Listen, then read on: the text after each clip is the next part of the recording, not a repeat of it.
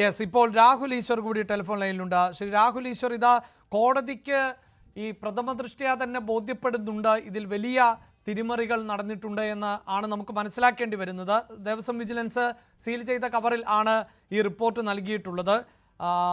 6 ആഴ്ചയ്ക്കകം അന്വേഷണം നടത്തി റിപ്പോർട്ട് നൽകണം, 2 ആഴ്ച തോറും അപ്ഡേഷൻസ് അറിയിക്കണമെന്ന് കോടതി പറയുമ്പോൾ പോലും ഇപ്പോൾ ഈ 2019 നടന്നിട്ടുള്ള ഇടപാടുകളുമായി ബന്ധപ്പെട്ട് ദുരൂഹതകളേറെയാണ്.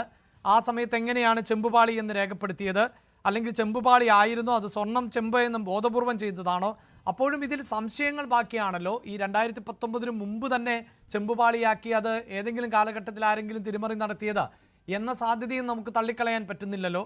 ഈ അന്വേഷണത്തിൽ ഇതിൽ ചുരുളഴിയും, കൃത്യമായി കുറ്റക്കാരിലേക്ക് എത്തും എന്ന് താങ്കൾ പ്രതീക്ഷിക്കുന്നുണ്ടോ? പ്രതീക്ഷയുണ്ട്. കാരണം ഹൈക്കോടതിയാണ് അതിന് നേതൃത്വം നൽകുന്നത്. ഏതെങ്കിലും രാഷ്ട്രീയക്കാരോ ഏതെങ്കിലും ഏജൻസിയോ ആണെങ്കിൽ അത് നമുക്ക് ഒരു കാരണവശാലും ലഭിക്കണമെന്നില്ല. പക്ഷേ ഹൈക്കോടതി യഥാർത്ഥത്തിൽ 2-3 കാര്യങ്ങൾ കണ്ടെത്തിയിട്ടുണ്ട്. ഒന്ന്, സ്വർണ്ണപ്പാളികളായിരുന്നു, അത് ചെമ്പ് പാളികൾ എന്ന് രേഖപ്പെടുത്തിയത് തെറ്റാണ്. 2, സ്വർണ്ണപ്പാളികളിൽ 1.5 കിലോഗ്രാം ഗോൾഡ് ഉണ്ട്. തിരിച്ചു വന്നതിൽ 361 ഗ്രാം മാത്രമാണ് സ്വർണം പൂശിയിരിക്കുന്നത്. അങ്ങോട്ട് പോയത് ഗോൾഡ് ക്ലാഡഡ് ആണ്, ഇങ്ങോട്ട് വന്നത് ഗോൾഡ് പ്ലേറ്റഡ് ആണ്. അപ്പോൾ ദേവസ്വത്തിന്റെ കൂടെ നേതൃത്വത്തിലുള്ള സ്വർണ്ണ കൊള്ളയാണ് നടന്നിരിക്കുന്നതെന്ന കാര്യത്തിൽ ഒരു സംശയവും വേണ്ട. അങ്ങനെ നമുക്ക് പറയാൻ പറ്റൂ. കാരണം ഈ ഏജൻസി പറയുന്നത്, അതായത് പ്ലേറ്റിംഗ് നടത്തിയ ഏജൻസി പറയുന്നത് അവിടെ എത്തിയത് ചെമ്പാണ് എന്നാണ്. കറക്റ്റ്. അപ്പൊ ഉണ്ണികൃഷ്ണൻ പോറ്റിയുടെ പുറകിൽ നിൽക്കുന്ന ആൾക്കാരും അത് മോഷ്ടിച്ചു എന്ന് വേണ്ടേ കരുതാൻ. അതിൽ ഓൾറെഡി ഉണ്ടായിരുന്ന ഒറിജിനൽ പാളികൾ എവിടെ? അതായത് വിജയമല്യ നൽകിയ സ്വർണം പതിച്ച ചെമ്പ് പാളികൾ എവിടെ? ആ ചോദ്യമില്ല. അതാണ് ഞാൻ ചോദിച്ച സംശയം. അതായത് 2019 ഈ കൊണ്ടുപോകുമ്പോൾ അത് ചെമ്പുപാളി എന്ന് മുരാരി ബാബു രേഖപ്പെടുത്തുന്നു. ചെമ്പുപാളിയാണ് താൻ കൊണ്ടുപോയതെന്ന് ഉണ്ണികൃഷ്ണൻ പോറ്റി പറയുന്നു. ചെമ്പുപാളിയാണ് സ്വർണം പൂശാൻ ലഭിച്ചതെന്ന് ഏജൻസിയും പറയുന്നു. ഇതിനു മുമ്പ് ഏതെങ്കിലും ഒരു കാലഘട്ടത്തിൽ ഇത് ചെമ്പുപാളിയായി മറ്റാരെങ്കിലും ഒക്കെ മാറ്റിയതാണെങ്കിൽ നമുക്ക് തള്ളിക്കളയാൻ പറ്റുമോ രാഹുൽ? അല്ല, അതിനു മുമ്പ് മാറ്റിയതായി എവിടെയും രേഖപ്പെടുത്തിയിട്ടില്ല. ഏതെങ്കിലും, അതായത് അവിടെ നിന്ന് ഇത് ഊരിയെടുക്കണമെങ്കിൽ സ്വർണ്ണമല്ലേ, അതുകൊണ്ട് അവിടെ നിന്ന് ഊരിയെടുക്കണമെങ്കിൽ രേഖപ്പെടുത്തണ്ടേ, മഹസറിൽ എഴുതണ്ടേ, ഒരുപാട് പേരുടെ സാന്നിധ്യം വേണ്ടേ? അതിനു മുമ്പ് എപ്പോഴെങ്കിലും ആ സ്വർണ്ണപ്പാളികൾ ഇളക്കിയെടുത്തതായിട്ട് നമുക്ക് രേഖയുണ്ടോ? അങ്ങനെ ഒരു വാദം പോലും ഇതുവരെ പൊതുമണ്ഡലത്തിൽ വന്നിട്ടില്ല. അതുകൊണ്ട് 2019 ജൂലൈ 19, 20 തീയതികളിൽ ഇത് ഇളക്കിയെടുത്താണെന്നുള്ള കാര്യത്തിൽ സംശയമില്ല. അതിൽ സ്വർണം ഉണ്ടാകുന്ന കാര്യത്തിൽ സംശയമില്ല. അതായത് 2019 മുമ്പ് ഒരു കാരണവശാലും അത് ഈ വിജയ് മല്യ സ്വർണ്ണപ്പാളി നൽകിയത് 98-99 അല്ലേ? അതിനും 2019 ഇടയിൽ ഏതെങ്കിലും തരത്തിൽ ഈ സ്വർണ്ണപ്പാളി മാറ്റുകയോ ഇളക്കി മാറ്റുകയോ ചെയ്തതായി നമുക്ക് അനുമാനിക്കാനേ പറ്റില്ല എന്നാണ് താങ്കൾ നമുക്ക് തൽക്കാലം അതിന്റെ രേഖകളോ അങ്ങനെ ഒരു വാദം പോലും ആരും പറഞ്ഞു കേട്ടിട്ടില്ല. അപ്പൊ അതുകൊണ്ട് ഇത് മോഷണം നടന്നു എന്ന് തന്നെയാണ് അതിന്റെ സത്യം. അതായത് അങ്ങനെയെങ്കിൽ ഈ ചെമ്പ് പാളി എന്ന് വളരെ ബോധപൂർവമായി രേഖപ്പെടുത്തിയതാണ്. കറക്റ്റ്. ചെമ്പ് പാളിന്ന് ബോധപൂർവ്വം രേഖപ്പെടുത്തിയാണ്. വാതിലിന്റെ കട്ടളയും അങ്ങനെ തന്നെ ചെയ്തല്ലോ. അതായത് ഈ ചെമ്പ് പാളികൾക്ക് മുകളിൽ സ്വർണം പതിച്ചിട്ടുണ്ട്. നമ്മളെ ചെമ്പ് പാളികൾക്ക് മേൽ സ്വർണം പതിച്ച ചെമ്പ് പാളി എന്നാണോ രജിസ്റ്റർ ചെയ്യുന്നത്? അല്ലല്ലോ, സ്വർണ്ണപ്പാളികൾ അതല്ലേ. അപ്പൊ അതിലെ സ്വർണ്ണം എവിടെ? ഈ 1.5 കിലോഗ്രാം സ്വർണ്ണം എവിടെ? അതൊരു അതായത് ദ്വാരപാലകരിലെ മാത്രമാണ് ഈ 1.5 കിലോഗ്രാം, ബാക്കിയുള്ള കണക്കുകൾ വരാനേ ഉള്ളൂ. അപ്പോ ആ സ്വർണം എവിടെയെന്ന ചോദ്യം വളരെ സ്വാഭാവികമല്ലേ? യെസ്, എൻ്റെ ഒരു സംശയം രാഹുൽ ഈശ്വർ, ഈ താങ്കൾ ഇപ്പോൾ സൂചിപ്പിച്ചല്ലോ ഈ രേഖാമൂലം ഉള്ള ഈ സ്വർണ്ണപ്പാളികൾ മാറ്റിക്കൊണ്ടുപോയതിൽ 2019 ഔദ്യോഗികമായ രേഖകൾ ഉള്ളത് എന്ന് അല്ലേ? അതെ. അപ്പോൾ രാഹുൽ ഈശ്വർ, എൻ്റെ സംശയം എന്നത് ഇത് ഉദ്യോഗസ്ഥ തലത്തിൽ മാത്രം നടക്കുന്ന ഒന്നായിരിക്കില്ലല്ലോ. ആയിരിക്കാൻ സാധ്യതയില്ല എന്ന് പറയാനുള്ള കാരണവും വ്യക്തമായ. ഞാനൊന്ന് കംപ്ലീറ്റ് ചെയ്യട്ടെ. സംശയം ഇതാണ്, സാധാരണ ഇപ്പോൾ ഈ ക്ഷേത്രങ്ങളിൽ അവിടെ ഒരു മൂലദേവത അല്ലെങ്കിൽ ഒരു ഈശ്വര ചൈതന്യം എന്ന നിലയിലേക്കൊക്കെ ഓരോന്നിനെയും വിലയിരുത്തുന്നത് തന്ത്രിയാണ്. ക്ഷേത്രത്തിൽ എന്തെങ്കിലും മാറ്റങ്ങൾ വരുത്തേണ്ടതുണ്ട് എങ്കിലും താന്ത്രിക വിധിപ്രകാരമാണല്ലോ അതെല്ലാം ചെയ്യുന്നത് അല്ലേ?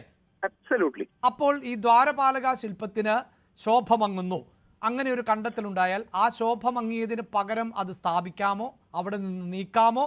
ഇതിലൊക്കെ അന്തിമ തീരുമാനമെടുക്കുക തന്ത്രിയായിരിക്കില്ലേ? അല്ല, തന്ത്രിയും ദേവപ്രശ്നവും ഉണ്ട്. പക്ഷേ അത് എങ്ങനെ ചെയ്യണമെന്നുള്ളത് അഡ്മിനിസ്ട്രേറ്റീവ് ആണ്. അതായത് നമ്മുടെ അമ്പലങ്ങളുടെ കാര്യത്തിൽ എന്റെ ചോദ്യം ഈ കൊണ്ടുപോയ പാളി കൊണ്ടുപോകുമ്പോൾ അവിടെ തന്ത്രിയുടെ പെർമിഷൻ കൂടി വാങ്ങേണ്ടതായി വരില്ലേ? തന്ത്രിയും ആ അനുമതി പത്രത്തിൽ ഒപ്പിട്ടതായി ചില റിപ്പോർട്ടുകൾ പുറത്തു വരുന്നുണ്ട്. അതെ, കാര്യം ദേവസ്വം ബോർഡല്ലേ പറയുന്നത്, തന്ത്രിക്ക് സംശയിക്കേണ്ട കാര്യമില്ലല്ലോ. തന്ത്രിയോട് ദേവസ്വം ബോർഡിന്റെ ആൾക്കാർ പറയുകയാണ് അതിന്റെ ശോഭയും ഭംഗി തുടങ്ങിയ കാര്യങ്ങൾ ഉണ്ടെങ്കിൽ തന്ത്രി അതിന് അനുമതി കൊടുത്തു.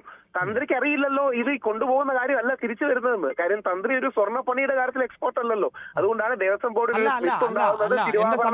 താങ്കൾ പറഞ്ഞു വളരെ കൃത്യമാണ്. അതായത് ഇപ്പോൾ ഒരു തന്ത്രിക്ക് ഇതിൽ എത്ര ഗ്രാം സ്വർണ്ണമുണ്ട്, അതല്ലെങ്കിൽ ഇത് സ്വർണം തന്നെയാണോ, സ്വർണം 22 ക്യാരറ്റാണോ 24 ക്യാരറ്റാണോ, ഇതൊന്നും അറിയില്ല. പക്ഷേ ഈ കൊണ്ടുപോയ റിപ്പോർട്ട്, അതായത് മുരാരി ബാബു തയ്യാറാക്കിയ റിപ്പോർട്ടിൽ സ്വർണം പ്ലേറ്റ് ചെയ്യാൻ വേണ്ടി ചെമ്പ് പാളി കൊണ്ടുപോകുന്നു എന്നാണല്ലോ എഴുതിയിട്ടുള്ളത്, അല്ലേ? അതിലല്ലേ തന്ത്രി ഒപ്പുവെച്ചത്? അതിൽ ആ സമ്മതപത്രത്തിൽ തന്ത്രി ഒപ്പുവെച്ചുവെങ്കിൽ കാരണം ദേവസ്വം ബോർഡ് നൽകുന്ന ഒരു പത്രമല്ലേ. അപ്പം ദേവസ്വം ബോർഡിന്റെ പത്രത്തെ ഏതെങ്കിലും ഒരു തന്ത്രി സംശയിക്കുമോ? കാര്യം അഡ്മിനിസ്ട്രേറ്റീവ് കാര്യങ്ങളിൽ സംശയം, താങ്കൾ പറഞ്ഞത് ഞാൻ പൂർണ്ണമായും നിഷേധിക്കുകയല്ല. ശരിയാണ്, പലപ്പോഴും നമ്മൾ ചില കാര്യങ്ങൾക്ക് ഒപ്പിട്ട് നൽകുന്നത് അത് പൂർണ്ണമായൊന്നും വായിച്ച് അല്ല, ഒരു നടപടിക്രമത്തിന്റെ ഭാഗമായി ഒപ്പിട്ട് നൽകുക മാത്രമാണ്.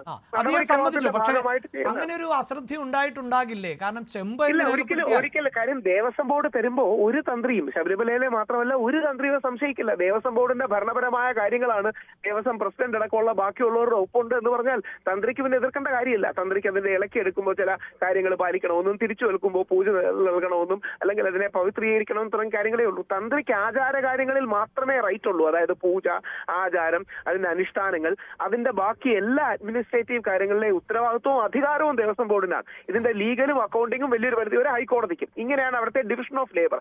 അപ്പം ദേവസ്വം ബോർഡിന്റെ അറിവും സമ്മതിയോടും കൂടിയല്ലേ നടക്കുള്ളൂ. ഒന്ന് ആലോചിച്ച് നോക്കൂ, ഇത് എഴുതുന്ന ആൾക്കറിയില്ലേ ഇത് ചെമ്പല്ല സ്വർണ്ണപ്പാളികളാണെന്ന്? അത് ദേവസ്വം ബോർഡ് അടക്കമുള്ളവരോട് കൺസൾട്ട് ചെയ്തിട്ടല്ലേ എഴുതുന്നത്. അപ്പോ തന്ത്രി അടക്കമുള്ളവരെ അത് കൃത്യമായി ബ്രഹ്മശ്രീ കണ്ഠരര് രാജീവരടക്കം സൂചിപ്പിക്കുകയും ചെയ്തിട്ടുണ്ട്. മുരാരി ബാബു ഇദ്ദേഹം പറഞ്ഞിട്ടാണ് ഞാൻ കൊണ്ടുപോയി എന്നൊക്കെ പറഞ്ഞിട്ടുണ്ട്. അങ്ങനെയല്ല എന്ന് കൃത്യമായി അദ്ദേഹം പറയുന്നുണ്ട്. അതായത് തന്ത്രിയൊന്നുമല്ല, തന്ത്രിയോ മേൽശാന്തിയോ പൂജാരിമാരോ ഒന്നും ഇതിൽ പങ്കല്ല. ഇതൊരു അഡ്മിനിസ്ട്രേറ്റീവ് തീരുമാനമാണ്. അഡ്മിനിസ്ട്രേറ്റീവ് തീരുമാനത്തിന്റെ ഭാഗമായി അവർ ചെമ്പാണ് എന്ന് എഴുതി വെക്കുകയും മുരാരി ബാബുവിനെതിരെ ഇപ്പോൾ വലിയ ആരോപണങ്ങളും ആക്ഷേപങ്ങളും ഒക്കെ കൂടുതലായി വരുന്നുണ്ട്. മുരാരി ബാബു ബാക്കി 1-2 അമ്പലങ്ങളിലെ ആരോപണങ്ങളും കാര്യങ്ങളും ഞാൻ ശ്രദ്ധിച്ചു. എനിക്കറിയില്ല എന്റെ സത്യാവസ്ഥ അറിയട്ടെ. പക്ഷെ ഇപ്പൊ നമ്മുടെ റെക്കോർഡിക്കലി തെളിവുണ്ട്. പ്ലസ് മുരാരി ബാബുവിന് മാത്രം ഇത് ചെയ്യാൻ കഴിയുമോ? ദേവസ്വം ബോർഡിന്റെ എന്തെങ്കിലും അനുമതിയും അറിവും കൂടാതെ മുരാരി ബാബുവിന് മാത്രമായിട്ട് ഇത് ചെയ്യാൻ കഴിയുമോ? മാത്രമല്ല 39 ദിവസം എന്തിന് ഉണ്ണികൃഷ്ണൻ പോറ്റി കൈവച്ചു? ഒരു ദേവസ്വം ബോർഡിലെ ആൾ പോലും ചോദിക്കാത്ത എന്താ? 39 ദിവസം അകാരണമായി ജൂലൈ 20 എടുത്തോണ്ട് പോയി ഓഗസ്റ്റ് 29 ഇതൊക്കെ ഹൈക്കോടതി നോട്ട് ചെയ്യുന്ന വിധി എന്നാണ് ഞാൻ പറയുന്നത്. ഈ പക്ഷേ മാറ്റിയിട്ടുണ്ടാകുമോ രാഹുൽ ഈശ്വർ? അതും സംശയിക്കേണ്ടതായി വരികയല്ലേ? കാരണം ചെമ്പ് മാറ്റി എന്നുള്ളതാണ് കാര്യം. വേറൊന്നും കൊണ്ടല്ല, അങ്ങനെയാണ് ഈ 4 കിലോ വ്യത്യാസം വരുന്നത്. അതായത് ഇയാള് ഗോൾഡ് ക്ലാഡഡ് ആയിട്ടുള്ള സ്വർണം പതിച്ച ചെമ്പ് പാളികൾ എടുത്തുകൊണ്ട് പോയി. എന്നിട്ട് അതിലെ സ്വർണം മാറ്റി വിൽക്കുകയോ ഈ സാധനം വിൽക്കുകയോ ചെയ്തു. ഒരു പക്ഷെ പല പീസുകളായിട്ട് എടുത്ത് വിറ്റ് കാണാം. അങ്ങനെ ആവുമ്പോൾ ഒരുപാട് രൂപ കിട്ടുമല്ലോ, ഒരുപാട് പേർക്കായിട്ട് വിൽക്കാം. വിശ്വാസം പറഞ്ഞുകൊണ്ട് ആയിരിക്കും അല്ലേ? വിശ്വാസ വിലക്ക് വിറ്റു. കാര്യം നമ്മളാണെങ്കിലും അത് മേടിക്കില്ലേ? നമ്മൾ ആലോചിച്ച് നോക്കുക, അമ്പലത്തിന്റെ അവിടെ നിന്ന് കിട്ടുന്ന പ്രസാദം, സാധാരണ പ്രസാദം അമ്പലത്തിൽ നിന്ന് കിട്ടുമ്പോൾ 10 ഇരട്ടി വിലയ്ക്ക് നമ്മൾ മേടിക്കാറില്ലേ? സാധാരണ വെള്ളം നമ്മൾ കുടിക്കുന്ന സാധനം ഗംഗാജലമാണെന്ന് പറഞ്ഞ് തരുമ്പോൾ അതിന് എത്രയോ വലിയ വിലയ്ക്കാണ് നമ്മൾ മേടിക്കുന്നത്. നമ്മുടെ വിശ്വാസമാണ്. ആ നമ്മുടെ വിശ്വാസത്തെ പറ്റിച്ചു, വിശ്വാസ വഞ്ചന നടത്തി, വിശ്വാസത്തെ മുതലാക്കി കൊള്ളലാഭമല്ല കട്ട മുതലിന്റെ ലാഭം ഉണ്ടാക്കിയാണ് ഉണ്ണികൃഷ്ണൻ പോറ്റിയുടെ പുറകെ നിൽക്കുന്ന ആൾക്കാരും ചെയ്തത്. എന്തുകൊണ്ട് പുറകെ നിൽക്കുന്ന ആൾക്കാർ? അവരല്ലേ ഈ വ്യാജരേഖകൾ മുഴുവൻ നിർമ്മിച്ചത്. അവിടെയാണ് ശ്രീ രാഹുൽ ഈശ്വർ. അപ്പോൾ സ്വാഭാവികമായും അതിൽ ഉണ്ണികൃഷ്ണൻ പോറ്റി ഒറ്റയ്ക്കല്ല എങ്കിൽ, ഇതിലൊരു ടീം ഉണ്ടായെങ്കിൽ ഉണ്ണികൃഷ്ണൻ പോറ്റിയും ഉദ്യോഗസ്ഥരുമൊക്കെ അവർക്ക് രക്ഷപ്പെടാൻ ഉള്ള പഴുതുകൾ ഉണ്ടാക്കുമല്ലോ. അതാണ് ഞാൻ ചോദിച്ചത്. ഈ അന്വേഷണ സംഘത്തിന് ഒരു വരി കൂടെ പറയാം. ഉണ്ണികൃഷ്ണൻ പോറ്റിക്ക് രക്ഷപ്പെടാനുള്ള ഏറ്റവും വലിയ പഴുത് എന്താണ്? ഉണ്ണികൃഷ്ണൻ പോറ്റിക്ക് ഇപ്പോഴും പറയാം എന്റെ ചെമ്പാണ് തന്നത്, കാര്യം എന്റെ രേഖയുണ്ട്. ഇതാണ് യഥാർത്ഥത്തിൽ കാര്യം. ഉണ്ണികൃഷ്ണൻ പോറ്റിയുടെ പുറകിൽ നിന്ന് കൂട്ടുകച്ചവടം നടത്തിയവരും ആ ചെമ്പെന്നുള്ള വാക്കിൽ പിടിച്ചു നിൽക്കും. അപ്പം ദേവസ്വം ബോർഡല്ലേ ഉത്തരം പറയേണ്ടത്? സ്വർണ്ണപ്പാളികൾ എവിടെയുണ്ട്? അതാണ് അതിലെ ഒരു പക്ഷേ ലീഗലി ഇത് നിയമത്തിന് മുന്നിലേക്ക് എത്തിയാൽ ഉണ്ണികൃഷ്ണൻ പോറ്റിക്ക് നിസ്സാരമായി പറയാവുന്നത് രേഖകൾ സഹിതം എനിക്ക് നൽകിയിട്ടുള്ളത് ചെമ്പാണ് എന്നത് തന്നെയാണ്. അത് വളരെ പ്രധാനപ്പെട്ടൊരു പോയിന്റാണ്. പക്ഷേ ആ ചെമ്പിലേക്ക് എങ്ങനെ ഇത് മാറി എന്നുള്ളതാണ് കണ്ടെത്തേണ്ടത്. ആജ്ഞയാണ് വാർത്തയുടെ വിശദാംശങ്ങളുമായി തുടരുന്നത്. ആജ്ഞ, ഈ ചോദ്യത്തിനാണ്